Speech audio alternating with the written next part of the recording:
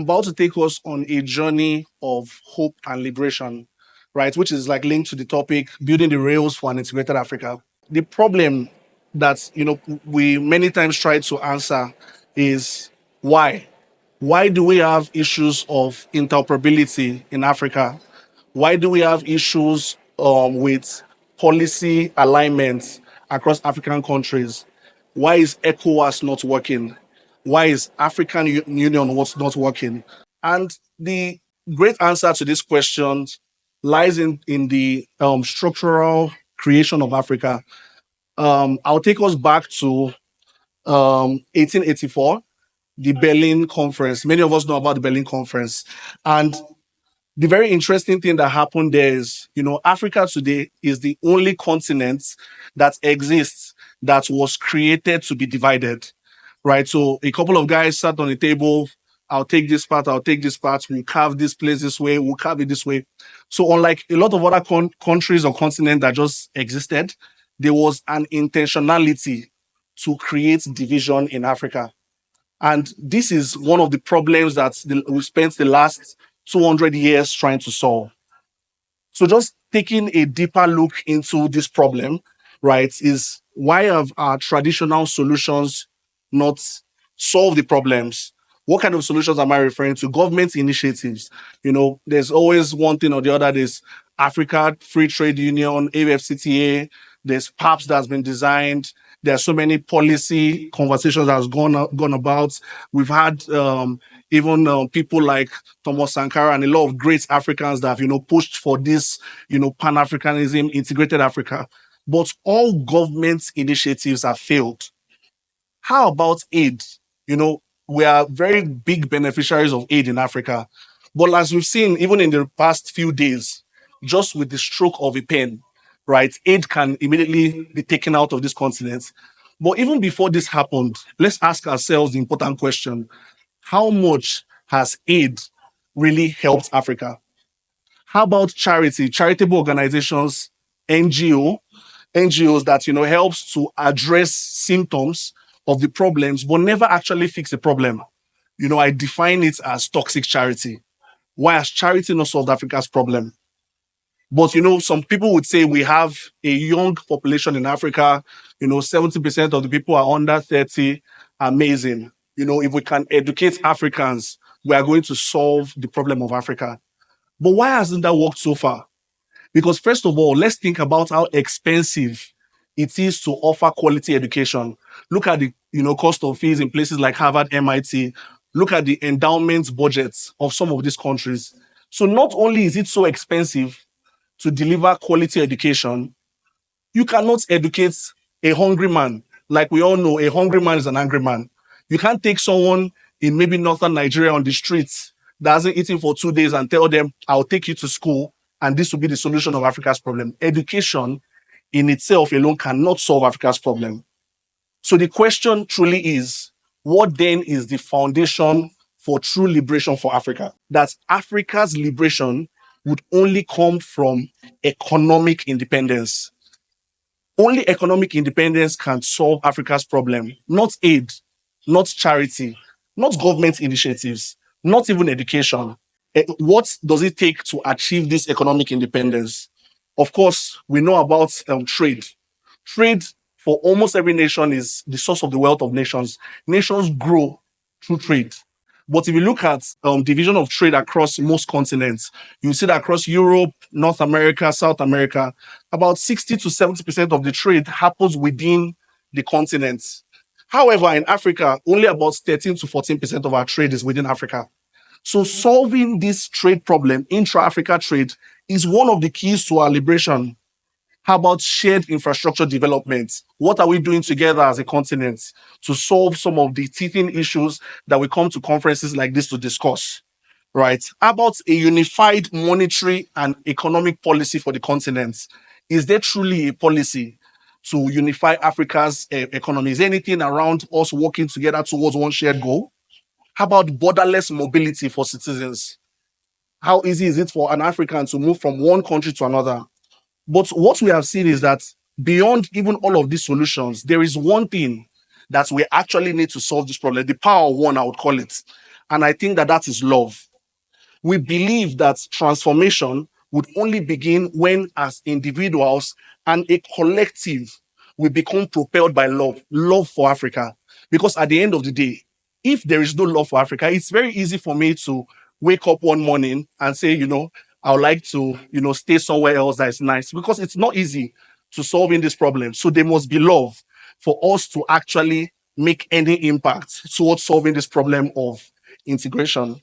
And again, like I said, this is a call to mission for everyone here, because everybody in this room, everybody in this continent is a big part of solving this. Liberation requires all hands.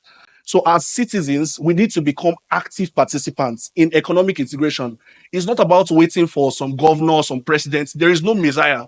Peter Obi is not going to solve Africa's problems. It's not going to solve Nigerian problems. It's we, the builders, the young people driving innovation and cultural exchange, business leaders investing in cross-border initiatives within Africa. And this relates to Africans and even people from outside Africa, real investments in cross-border business across Africa.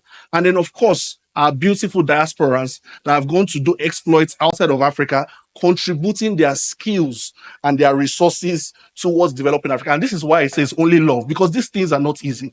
It requires love for us to make this sacrifice. And like I said, together, I would call all of us Afincrans, right? And what does it mean to be an Afincran? There's a word play there with our name, and it means to be an anti-fragile African. So if we think about the context or the concept of anti-fragility, it's about falling and getting stronger. And that is the story of Africa.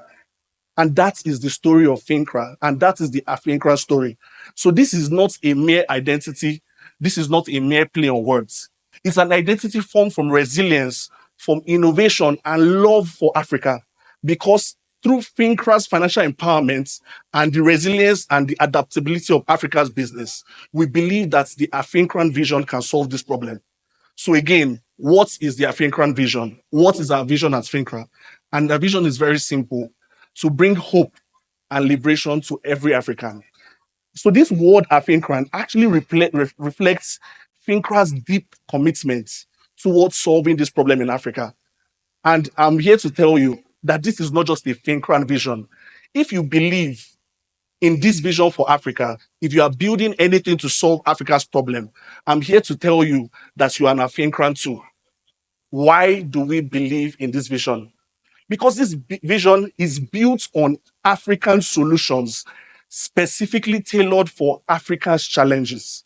This is not just another scheme to be the next billion-dollar company. This is not about the next fundraise. This is from coming from a point of love to really solve these problems. We are also focused on sustainable economic integration. What does it mean to integrate Africa sustainably? To solve this problem of trade, to make it easy to move money from point A to point B anywhere across Africa, and to connect Africa to the rest of the world. We are not driven by profits, we are driven by love. For love for Africa. Because if profit is the motivation, the next easy thing for us to do is to, open our rails in Latin America, go to Southeast Asia. But that's not what this is about. It is love to solve this problem in Africa. Like I said, this is a call to everyone here who believes in the African vision, right? And that vision of collective prosperity, not just prosperity for me, my family, collective prosperity for every one of us, for Malawi, for Zimbabwe, for Nigeria, for DRC, for Ethiopia. So what are the practical steps towards making this integration a reality?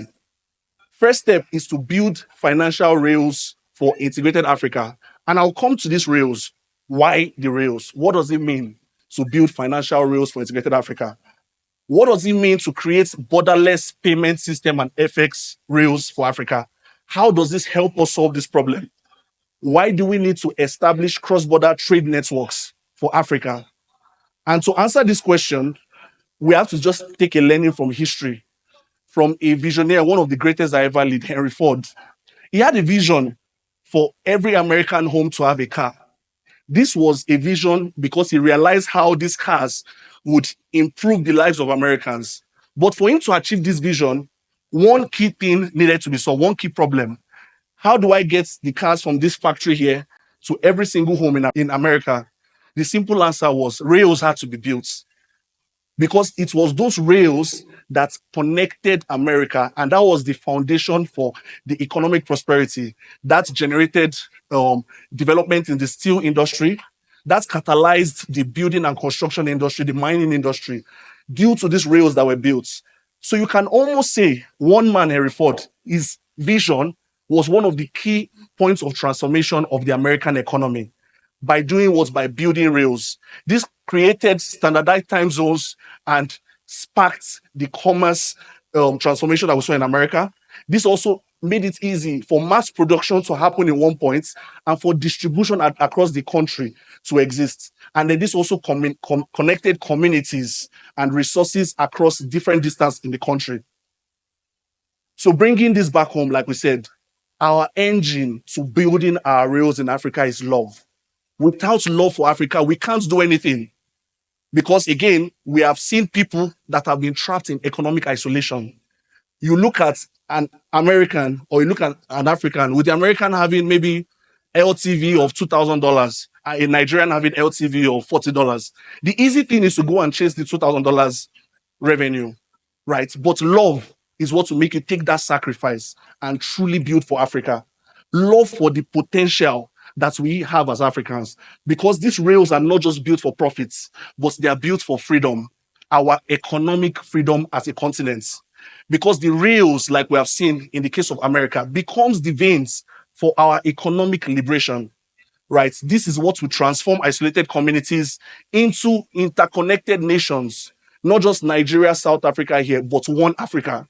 And I say this to all of us here that I believe are Fincrans. We are the ones to carry this torch, right? Because of this same love for the human potential, because of this same vision of economic freedom for our dear continent, Africa. And because we know that we're in a digital world and our own rails might not be the tracks from Nigeria to Kenya, but digital rails to ensure that money and value can always move from one point to another point seamlessly. That an investor sitting down in New York can think about how they can bring money into Africa, take it out without having to line on the queue from a central bank to get their dollars. Right? That Africa's economic heartbeats can beat as one. Right?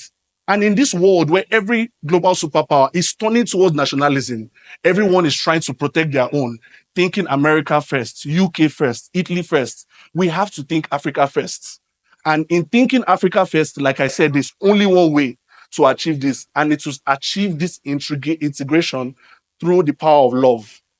Like I said to us again, this is a call to joining our mission and is a movement towards changing Africa's story, not just another interesting speech, right? It is to move from the division that's been created from the Berlin legacy to true unity, not the unity that African Union is preaching. It's to move from dependency to self-reliance, depending on world power, one other country for us to achieve, but for us to be able to achieve all our goals, relying on each other as Africa, to move from isolation to integration, and to move from a state of abject poverty to shared prosperity. So the world is waiting for something new to come from the underdeveloped people. It is waiting for them to bring about a transformation for the world. The world is waiting for us. They have been waiting. And it is for us to answer this call because each generation must discover its mission, fulfill it, betray it in relative opacity. And I tell you this today, our mission today is to build the rails for an integrated Africa. Because until that is built, there's nothing else that we can do that will truly solve this problem. Like I said, who is the world waiting for? Every single one of us in this room, every single one of us that cares about the African vision, the African vision, right? Everyone that believes that the rails of integration is what we need to build. Everyone that believes that love is truly the fuel to solve Africa's problem. And people who believe that the transformation of Africa or the transformation of Africa is our destiny, right? And I would like to join us, for everyone else to join us to answer this call. Thank you very much.